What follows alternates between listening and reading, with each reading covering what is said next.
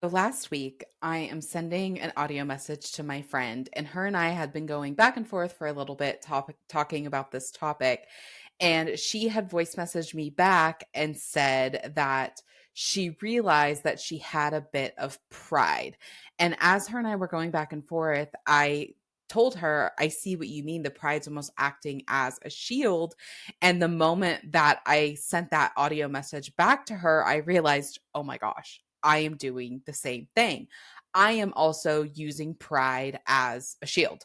Didn't really think anything of it, sent her the audio message, and then I had to go on a drive to a town about a half hour away from where I'm currently living and went the wrong direction. I was going somewhere I don't typically go. I try not to use my GPS, but every now and again you're going somewhere you've never been before. And so I put in my GPS and I took the wrong turn and I'm going out the back way. Didn't realize it because I forgot I had turned. I don't know about you, but I use Apple Maps, and the voice on Apple Maps drives me nuts. It just drives me nuts. So I forgot that I turned the voice off and I wasn't paying attention, realized I went the wrong direction without thought, stopped, turned around to go back the correct direction. And that pride conversation her and I had just popped back into my head. This was probably about a half hour after her and I had the conversation. And I thought, this is really interesting. When I'm driving somewhere and I realize I go the wrong direction, I just stop and I turn around. I don't question it. I don't wonder if it's the right thing for me. I don't like wonder if I should keep going and then turn back around. I know the best decision is to stop and turn around right now and not wait 20, 30, 40 minutes down the road to stop and turn around when I know I'm going the wrong direction. And I thought about how many things in life that we realize we're going down the wrong direction and yet we keep going. And for me, it is because of that pride. It is because almost what I was seeing in my own self was like, oh, I've put so much time and effort into this. I can't stop now. But yet, what I realized, and this is something, and one of the reasons I love Star Wars so much, is like Yoda said, no different, only different in your mind. And I most certainly have experienced that time and time again. There will be two situations laid out before me, and I think, oh, they're completely different. Like this is about my love life and this is about money, and then I realize it all comes back to the same thing. It's literally only different in my mind, but in actuality it's the same problem. And so I thought about that quote. I'm like, this is just so interesting. Why, when we realize we're going the wrong direction when we're driving, do we not hesitate to stop and turn around and go back the correct direction? But yet, if we're doing the wrong project and we realize, it's almost like we'll double down and we'll keep going. Or if we realize maybe the partner we're with is not the best partner for us, we'll double down and we'll like, I'm going to do whatever I can to make it work. Or we'll be in the wrong job and it's like, I'm going to double down and do whatever I can to make it work, instead of just like stopping and turning around.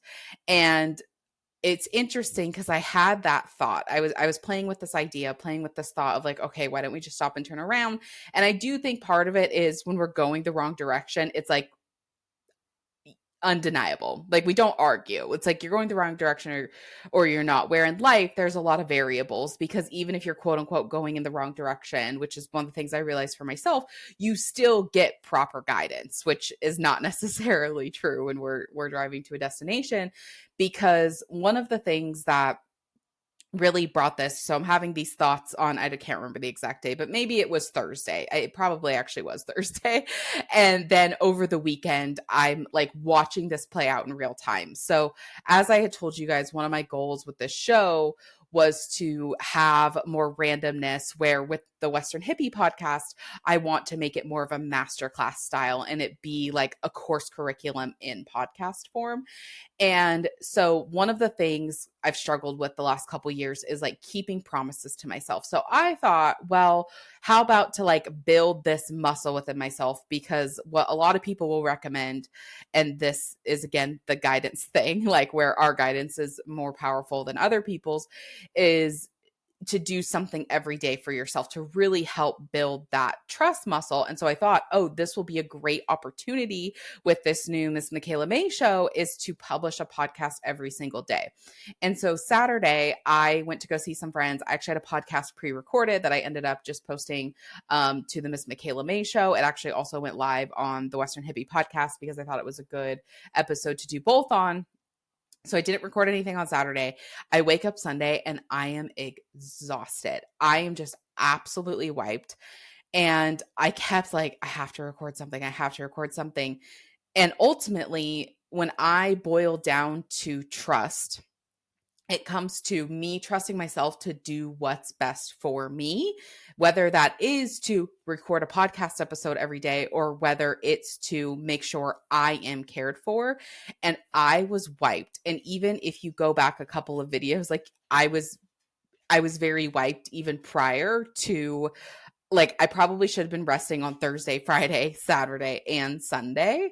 And I just kept pushing and pushing and pushing. And that was when that metaphor popped back in of I was going the wrong direction, because one of my goals and one of my intentions for myself is I've been able to work like a man my entire life. Like, I started, my family owns their own company. I've been working a lot since probably when we were kids. We didn't work as much, but when my dad started hay farming, when I was probably about 10, that was when we really started to work like adults from a very young age. And so I've been working like an adult for a very long time.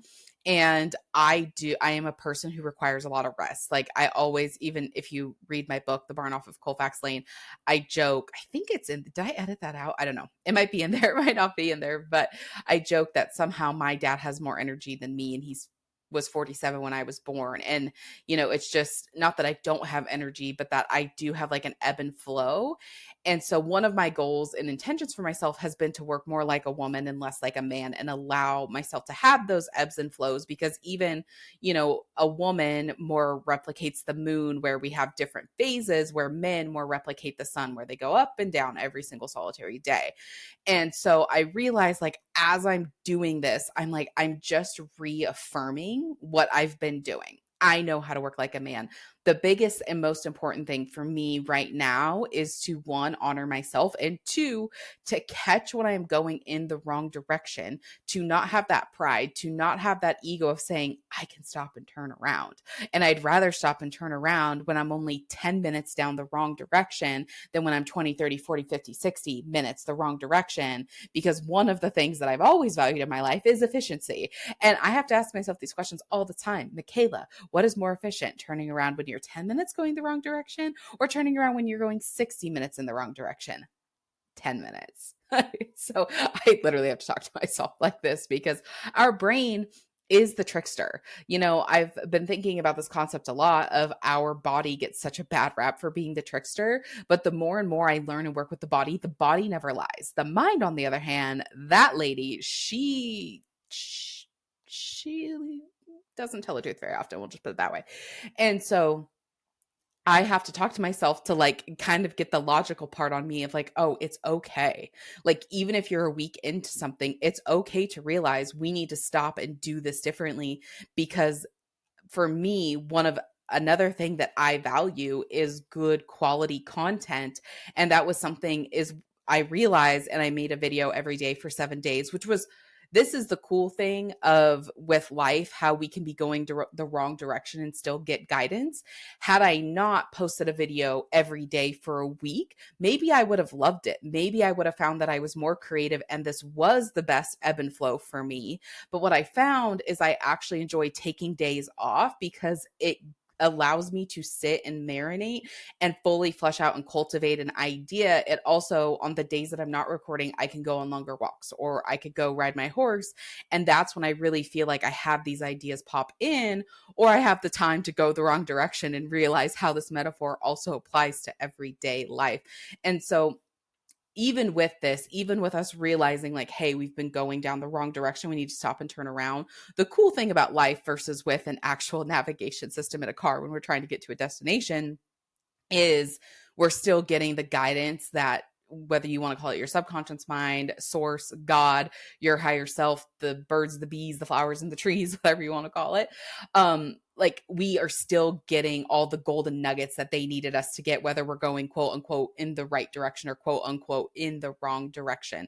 And so I just had a few things that I wanted you to sit with and wanted you to think about, as far as, because that was the thing again that had popped up for me, is how do we define where we want to go?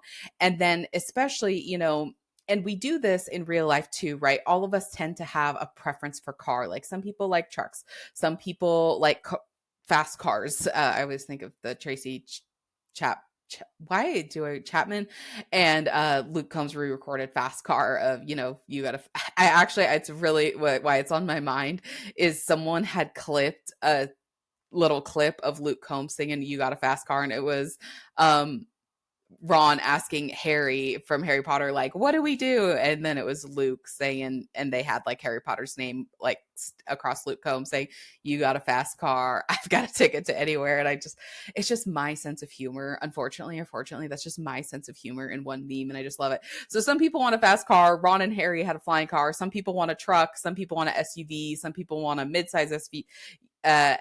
I've been watching SVU too. A midsize SUV or, a smaller SUV.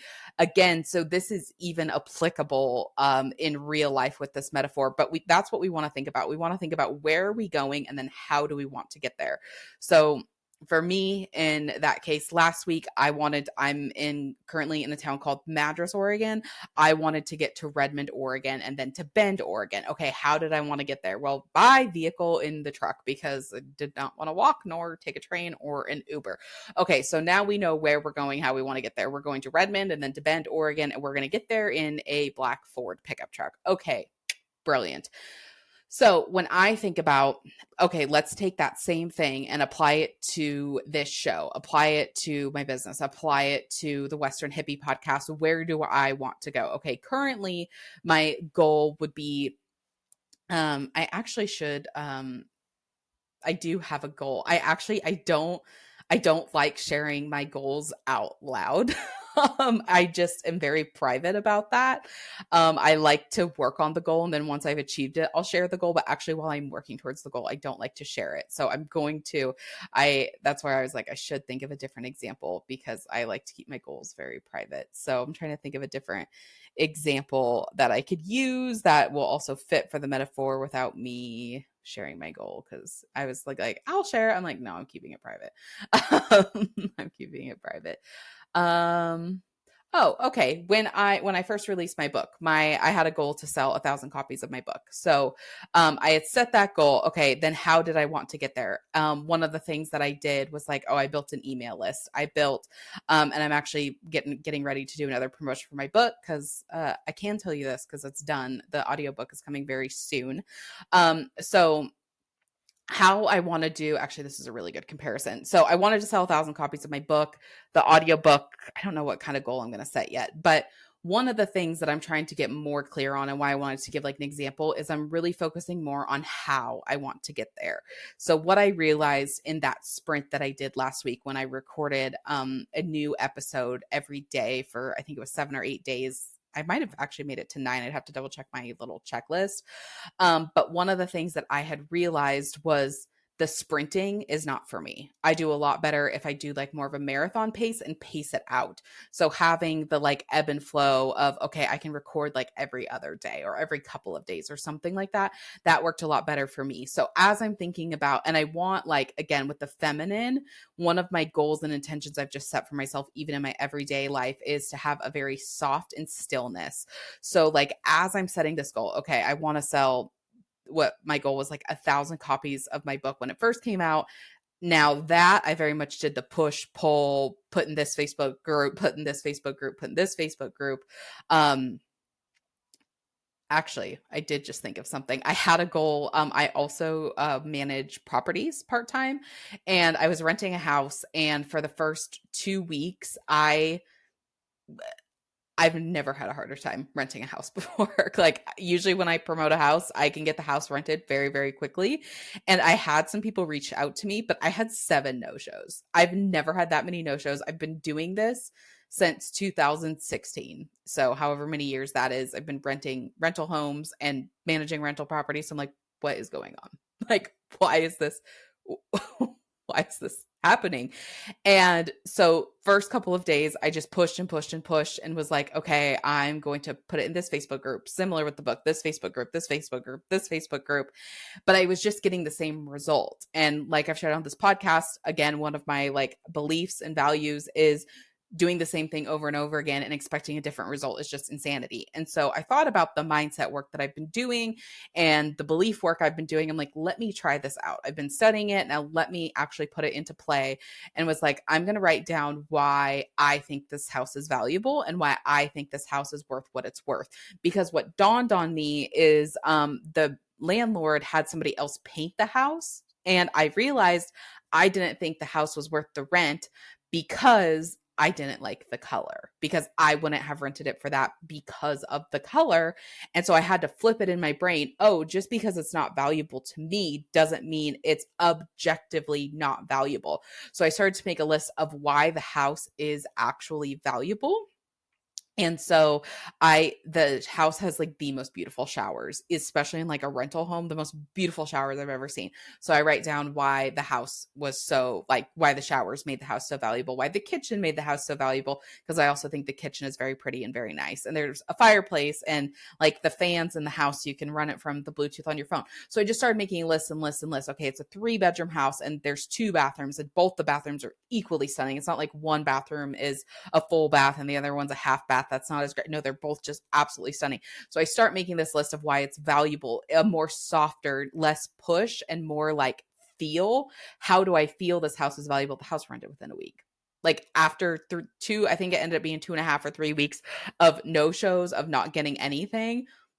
I make this little list and all of a sudden the house rents. And so that's like my goal, how I'm trying to switch.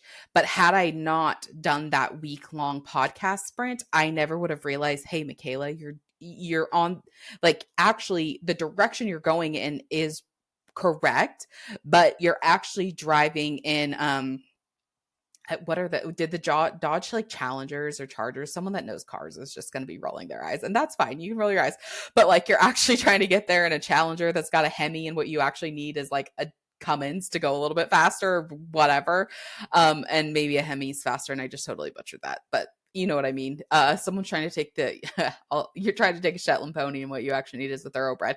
Or maybe you're on a thoroughbred and what you actually need is a quarter horse and to go a little bit slower, but have a little bit more endurance, which is what I find for myself, which is ironic because I have quarter horses. But, and so it's not just where we're going, it's how we want to get there. They're both equally important, but then also for us to have the humbleness and the word that's coming to me is actually like wherewithal of realizing like, okay, I've been going in the wrong direction. It's actually okay if I stop and turn around.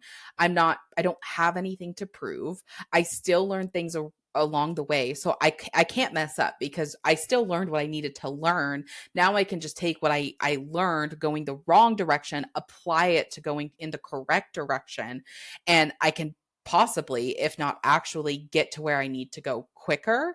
And again, that's my goal with the show. That's my goal as I release the audiobook is like, how do I do this softer? How do I do this more intentionally and really make sure the quality is there and not just get in this quantity mentality, which is where, and to be fair, when I first started learning like social media marketing, like quantity was king, like, and queen. Like if you could really pump out content, you would be at the top of the race, where now with the algorithms, it's really switched a lot. So in that change, it's like we have to change too. And not just that, but we have to realize what works best for us. Because again, in that week or 8-day, however many day experiment that I did, I may have found that posting, and to be honest with you, I thought that it would be, because I am a very routine and consistent type of person. So I thought making content every single day would be on par for me. And then come to find out it doesn't give me the ebb and flow that I need, because I need to have the like downtime where I'm really marinating and having these ideas come in and being out in life and getting inspired by life. Because ultimately that's how I work best. I get out, I get inspired by life, I see something or I go in the wrong direction. I'm like, I can make that a podcast. That would be amazing.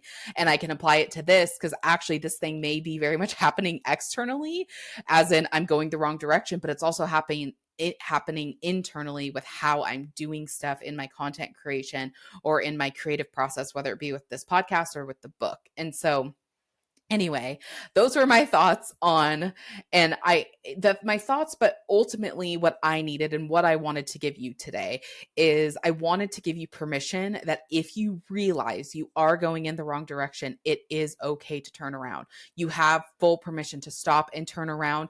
You don't have to prove anything. If someone says, oh, but you've been, and I actually went through this when I decided to quit taking photos, people saying you're so good at photography, like you've been doing it so long, like, why are you stopping? And it's like, because it's done.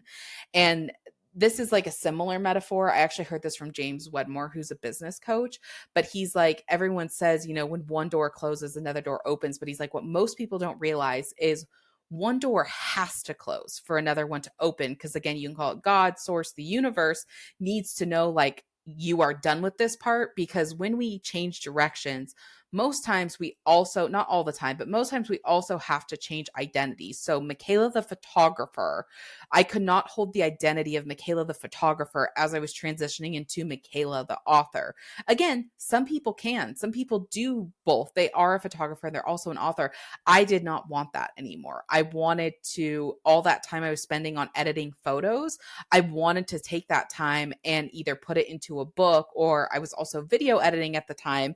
And for me, the decision I made was, for the time that I'm putting into photography and for video editing or for editing photos, I'm getting paid triple and quadruple the amount video editing. And so that was like why that door had to close, was like, I want to increase my income for the same amount of time. And so then, it was actually less time most of the time. And then it's freeing me like all this time to make the book or to write the book. And so it's like, okay, how can I also realize when I'm doing something in another area of life, like similar to the photography, like it's okay to shut that door so we can allow another one to open. Because we have to stop going left if we want to go right. We have to turn around. If we're going east, we cannot continue to go east to head west. We have to stop and turn around. And so I just wanted to give you that permission, and also allow yourself to, I had to grieve. Like when I was looking back on all the photos I used to take when I announced my retirement, I was sad. I was sad. And so also you can allow yourself to grieve. And, even for me, and I'll share kind of what the insight was around when I'm ready to talk about it. I'm not ready to talk about it, but I realized that I had this dream, and instead of grieving the dream, I was just doubling down on how could I make it work. And like, I always think of Tom Cruise in Minority Report when he's got the screen and he's just on all these things. Like, it's like I have this big screen in front of me and I'm saying like, okay, I can make it work if I cross it. And it's like, but it doesn't have to be that difficult. Similar to me renting the house, you could just make a value list. But if you're so fixated on this outcome, the value list may not work, because that's another, you might have to surrender to what the outcome could be. And that's something I haven't always been great at, where the other way that I was doing this, it's like I was trying to guarantee a very, very specific outcome. So all of this to say today, give yourself what you need to. If you're listening to this podcast, it's not an accident you're here. It's not an accident you're hearing this message today. And so what thing in your life do you need to stop and turn around on? And then what feelings do you need to allow yourself to process so that you can stop and turn around and make peace with it? That is all I have for today's episode of the Miss Michaela Mae Show. I am here with my corgis, Tank and Willie, and we really appreciate you being here with us today. And we will talk to you on the next episode.